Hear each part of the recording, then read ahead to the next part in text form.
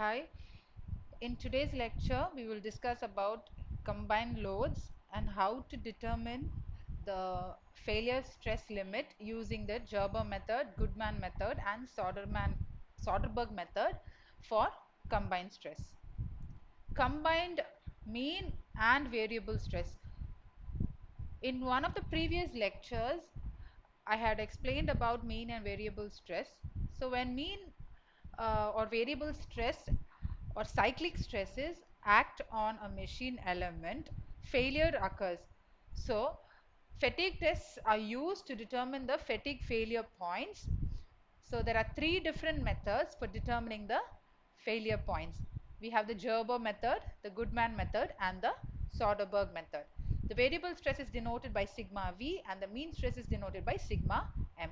So in this graph we can see the relationship between the mean stress and the variable stress, and the blue line shows the Gerber line or the Gerber parabola, and the pink line represents the Goodman line and the Soderberg line.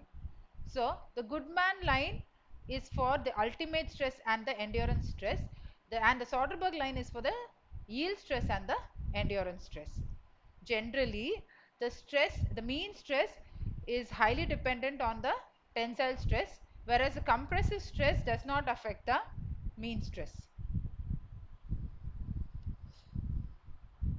So the first method is the Gerber method. So this method helps to determine the failure points for machine components under a combined load or a cyclic load. So the equation is as follows.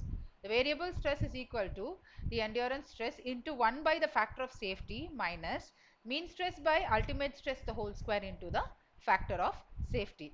This equation can be further simplified as 1 by Fs equal to sigma m by sigma u the whole square into Fs plus sigma v by sigma e.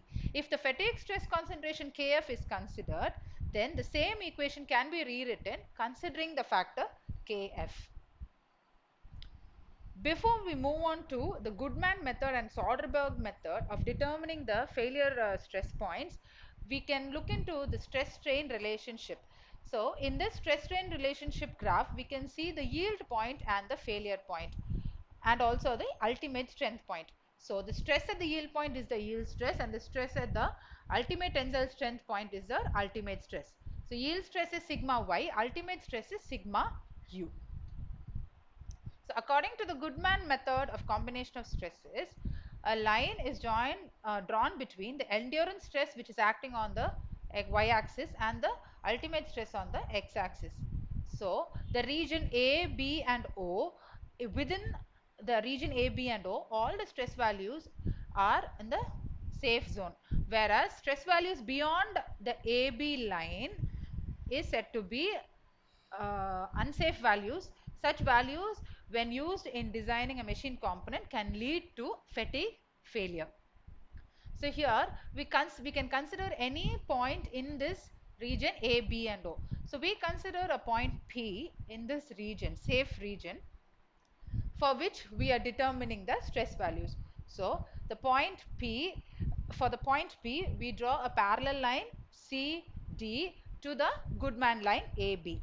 So the point at which the line C and D meets the x and y axis is given as sigma u by Fs comma 0 and 0 comma sigma e by Fs respectively.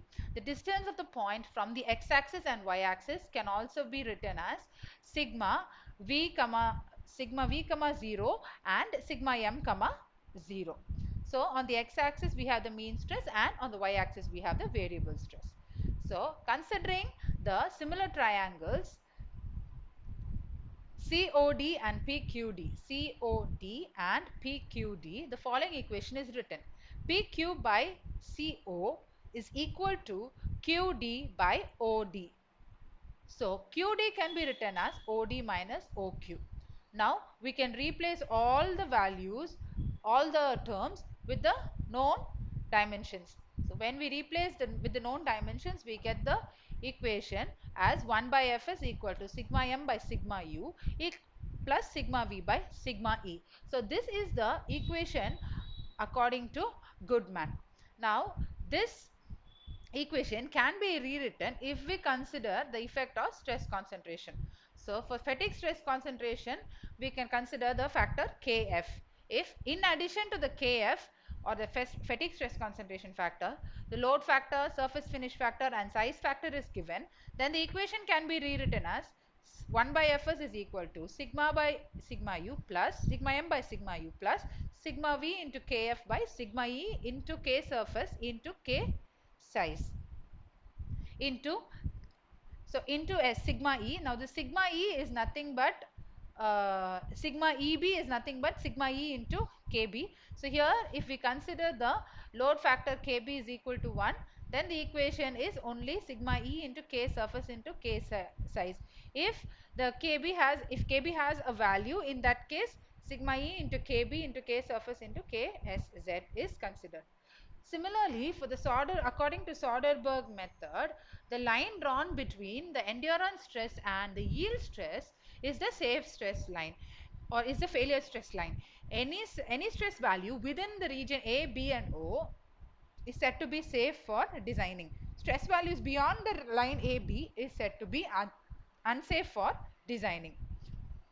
Considering the methodology used for determining the Goodman stress line or the Goodman stress value, the Soderberg method also has been derived. So we consider the similar triangles COD and PQD, from which PQ by CO is equal to QD by OD.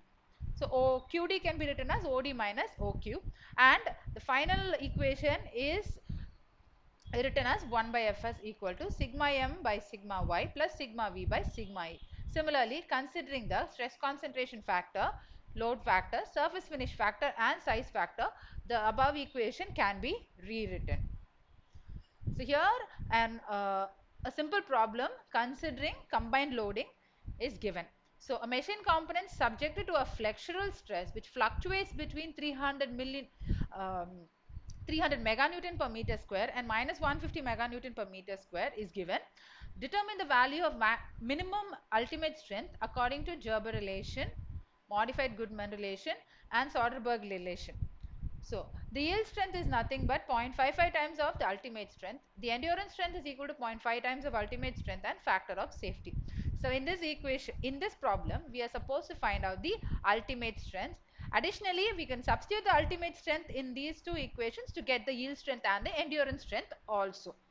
So first we write the mean and the variable stress equations. So the mean stress is nothing but maximum plus minimum stress by 2. Variable stress is maximum minus minimum stress by 2.